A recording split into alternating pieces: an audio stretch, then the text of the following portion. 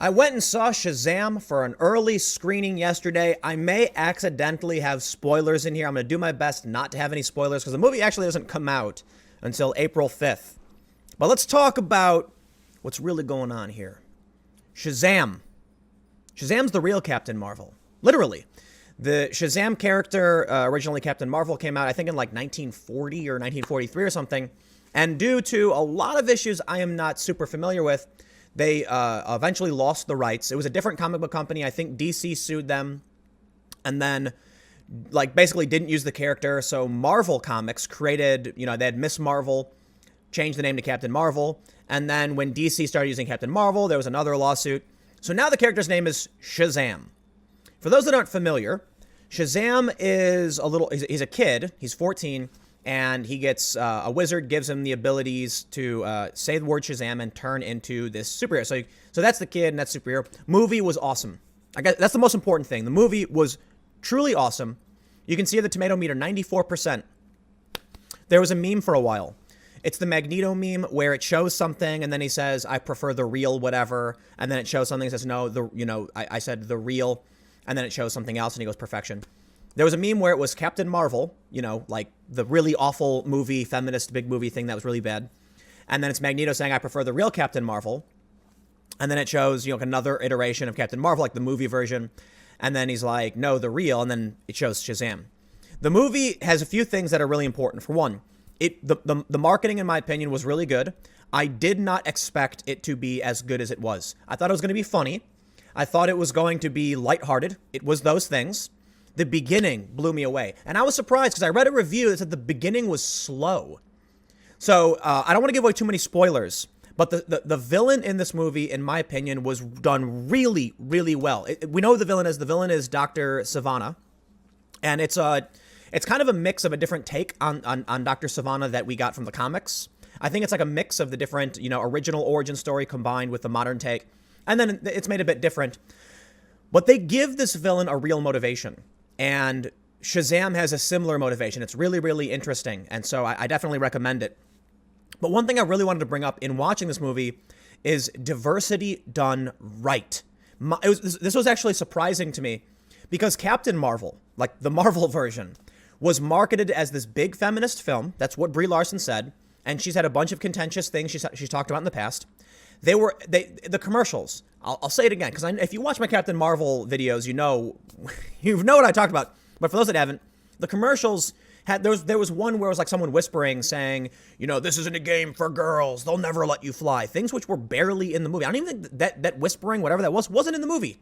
Like it wasn't a part. I don't even know why they marketed it that way. It was really obvious that what Marvel was trying to do with Captain Marvel was just pander, releasing the movie on International Women's Day or whatever. And the movie, in my opinion, was just kind of bad. There was no real villain. I had no idea what was going on. It was just kind of dry. And I got to say, look, I think Brie Larson is a great actor, but she was miscast in that role. She's much better in dramatic roles, in my opinion. I thought she was spot on as Envy Adams. But putting her in the superhero position didn't work. They wanted to make a movie that was a big feminist film. Congratulations, you didn't do it right. A lot of people didn't like it. Then we get all the news about, review bombing and all this other nonsense. Let's talk about diversity done right. Shazam. Billy Batson has a family, a foster family. The father is, I'm not entirely sure what the ethnicity or race of the father is, the foster father. He looks like he might be Mexican, Native American, a variety of things, but he's certainly not white. And he was really, really well acted. I'm not sure the actor's name. There's a really, really funny scene with him. I think he did a fantastic job. Really great. The mom is Latina, but like light skinned. The foster family has an Asian kid who plays video games. There's a little black girl, and they're all great characters by themselves with great personality. It was really, really well done to see a diverse family. It's diversity done right. You don't beat people over the head. You don't insult them. You don't have any negative portrayal. The thing about a lot of these feminist takes on movies, these female reboots, is that they try and make a female lead at the expense of another group. And I don't understand why they do this. Shazam did not do this. Admittedly, the two main characters, which is Billy Batson and Freddie Freeman, both two white dudes. So sure, there's probably going to be some flack from, you'll see it. The identitarian left is going to be like, oh, but there was a white man, another white man movie. Yeah, okay, we get it. But outside of that, I don't want to spoil the movie for you guys because I really think you should go see it. It was really, really well done. There's like, it's not super dark, but there's some dark moments. I was like, whoa, like, wow. Wow. DC hit it out of the park with this one. So now what are we seeing? The last movie from Marvel, a big feminist film, not very well liked even among the audience score. I think last I checked, it was like 63%. I don't know. It's probably better. The movie was kind of like, The marketing, in my opinion, was terrible. They played this narrative where they beat people over the head with negative depictions of individuals. You know, they're trying to be feminist at the expense of somebody, but I always wonder, why do you need to knock someone else down to claim that a woman is a strong character? It's almost like there's this inherent idea among whoever's putting these movies together that the woman on her own won't be strong enough, so they have to make sure they knock men down to, like, it's like, it's almost like a socialist kind of thing, cutting off the tall grass. We can look at Wonder Woman. Wonder Woman, diversity done right. Wow, Wonder Woman was fantastic. I was outside the theater, and I was talking to my friends, and I said, I think Shazam might be like my favorite DC film so far, because it is funny. It is funny, but it is dark. It's like they took the good things about what made Marvel colorful and fun, but also added in like the villain. I thought was really, really well done. And some guy started arguing with me saying Wonder Woman was better, and I think Wonder Woman was a bit dark, but it was really well done.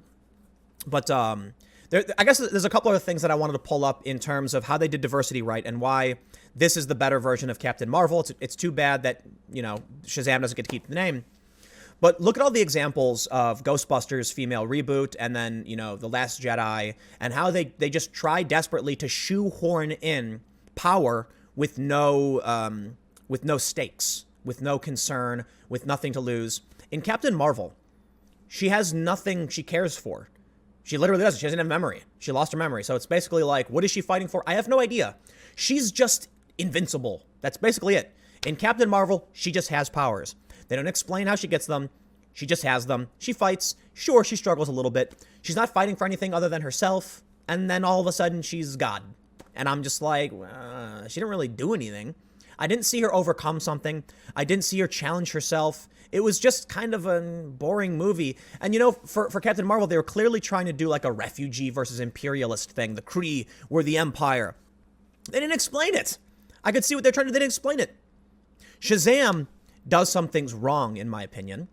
But, man, it's really hard not to spoil the movie because it's like, But there's themes that Billy Batson and the villain share that, in my opinion, did a much better job showing a motivation for what these characters are doing and why they're doing it. Not perfectly.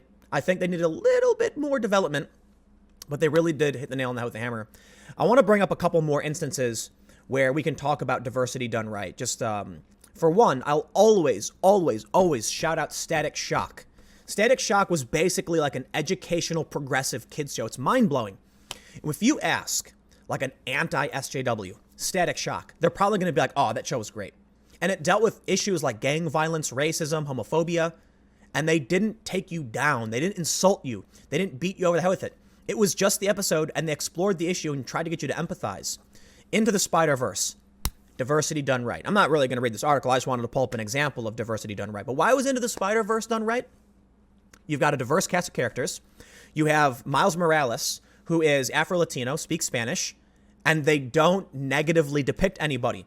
Like, man, isn't it amazing how you can make a film like Shazam where the supporting characters are a diverse cast and they're all really well done characters. They're strong, they're smart, they're cute, they're funny, and I was just like, man, wow, that's what I want to see. That's what I want. Into the Spider-Verse. Do I care about Miles Morales' race or anything? Like, I personally don't. I thought he was a great character, well done, well voiced. The writing was great. I'm sure it means a lot to some people who haven't seen something like that on the big screen. That's cool. I think that's really cool. It's like, yeah, man, right on. Because it doesn't matter to me. I hope if it matters to you, then that's awesome. But what else did they do in Into the Spider-Verse? They had two different versions of Peter Parker, a white dude. No negative depiction. One of them was like this great hero sacrificed himself, and the other multiverse version was like he got divorced and his life was kind of crummy, and he was funny. And it wasn't about taking down anyone else to prop yourself up. We can look at how they structure Static Shock in the past, and it's like this episode deals with this issue, and Static explores it. Into the Spider-Verse, it wasn't even about it. Wonder Woman, wasn't even about it. It was not about these issues. I went to an event with Google once where they were really concerned about online radicalization. This was years ago. They were doing like an event at the the YouTube LA. And everyone had these ideas. This was what was terrifying. I could see the signs on the wall. How to do diversity right. How do we get people to stop being, bigots and hateful? And everyone's idea was to beat you over the head with it. To be assertive, to tell you straight up, stop being a bigot, to point to bigots and make fun of them. They did it. I went to another event in London where they actually just showed a picture of Trump supporters and everyone laughs at them. And I'm like, wow, you're literally doing what you're claiming you want to stop. And there were a couple people. My response was, why don't you just make content depicting these people like normal people? Why don't you just make a movie like Into the Spider-Verse? Like, I didn't say that specifically, but I'm saying like make a movie where you have a character who happens to be Afro-Latino and he just does normal things like a regular person. In the real world, when you're outside of the culture war nonsense, everything's kind of just normal. You have friends of varying backgrounds, LGBT, trans, black, white, and you probably don't really talk about these things all that often unless you're entrenched. So while this wasn't entirely a Shazam review, I definitely wanted to talk about it because they definitely do some diversity done right kind of things. And that's actually part of the comic. So if you've seen the comic, then you probably know what I'm talking about. I don't want to give anything away, though, so we'll leave it there. After the movie comes out, I definitely want to do a full-on review with spoilers, but we'll see what happens. Long story short, final thought. This is the real Captain Marvel. This is the real Captain Marvel with a good story, well-written, with a good villain, a diverse cast of supporting characters, and bravo to DC. Hands down, outstanding job. Seriously, go see Shazam. It was fun. It was funny. It had a great villain.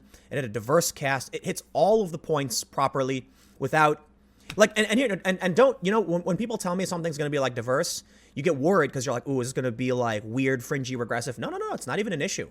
It's just a good movie. I'll leave it there. I got some more videos coming up in a few minutes. I'll see you then.